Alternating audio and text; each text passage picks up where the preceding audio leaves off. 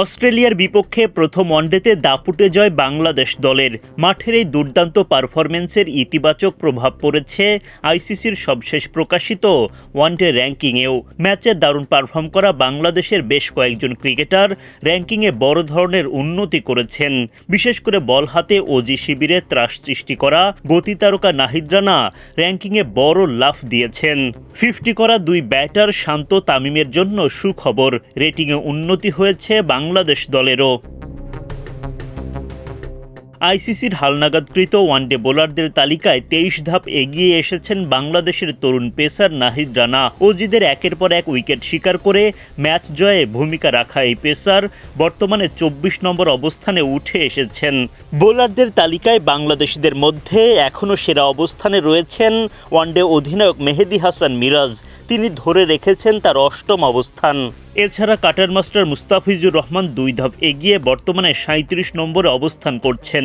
32 নম্বরে থাকা তাসকিন আহমেদের অবস্থান অপরিবর্তিত। একাদশের বাইরে থাকা শরীফুল ইসলাম 1 ধাপ পিছিয়ে আছেন 28 নম্বরে। ওয়ানডে বোলারদের তালিকায় সেরা অবস্থান ধরে রেখেছেন আফগানিস্তানের রশিদ খান। ব্যাটারদের র্যাঙ্কিংয়েও এসেছে বড় পরিবর্তন। অজিদের বিপক্ষে ভালো ব্যাটিংয়ের পুরস্কার পেয়েছেন টাইগার ওপেনার তানজিদ তামিম। আইসিসির সবশেষ র্যাঙ্কিংয়ে ব্যাটারদের তালিকায় 7 ধাপ এগিয়ে 33 নম্বরে উঠে এসেছেন তিনি।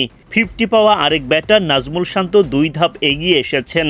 তার অবস্থান এখন 29 নম্বরে। তবে ব্যাটারদের তালিকায় কিছুটা অবনতি হয়েছে তাওহিদ হৃদয়ের। 1 ধাপ পিছিয়ে তিনি অবস্থান করছেন 27 নম্বরে। অবশ্য বাংলাদেশিদের মধ্যে হৃদয় এখনও সবার চেয়ে এগিয়ে। এদিকে ওয়ানডেতে ব্যাটারদের তালিকায় বিশ্বসেরার অবস্থান যথারীতি ধরে রেখেছেন নিউজিল্যান্ডের ড্যারিল মিচেল। অন্যদিকে অলরাউন্ডার র্যাঙ্কিংয়ে খানিকটা ধাক্কা খেয়েছেন মেহেদী হাসান মিরাজ। 1 ধাপ পিছিয়ে তিনি বর্তমানে 4র্থ স্থানে নেমে এসেছেন। টেস্ট অলরাউন্ডারদের র্যাঙ্কিংয়ে অবশ্য 1 ধাপ উন্নতি করে 3 নম্বরে উঠে এসেছেন মিরাজ। ওয়ানডেতে অলরাউন্ডারদের তালিকার শীর্ষস্থানটি ধরে রেখেছেন আফগানিস্তানের আজমতুল্লাহ ওমরজাই। অস্ট্রেলিয়ার মতো শক্তিশালী দলের বিপক্ষে প্রথম ম্যাচেই এমন বড় জয়ে দলীয় র্যাঙ্কিংয়েও খানিকটা প্রভাব পড়েছে। যদিও বাংলাদেশ এখনও 9 নম্বরে অবস্থান করছে, তবে রেটিং 2 বেড়ে হয়েছে 86। দলীয় এবং ব্যক্তিগত পারফরম্যান্সের সুবাদে র্যাঙ্কিংয়ের এই উন্নতি নিশ্চিতভাবেই পরবর্তী ম্যাচগুলোতে বাংলাদেশ দলকে আরও বেশি আত্মবিশ্বাসী করে তুলবে। টাইগারদের আপাতত লক্ষ্য অবশ্য সিরিজের দ্বিতীয় ওয়ানডে জিতে অজিতের বিপক্ষে সিরিজ নিশ্চিত করা।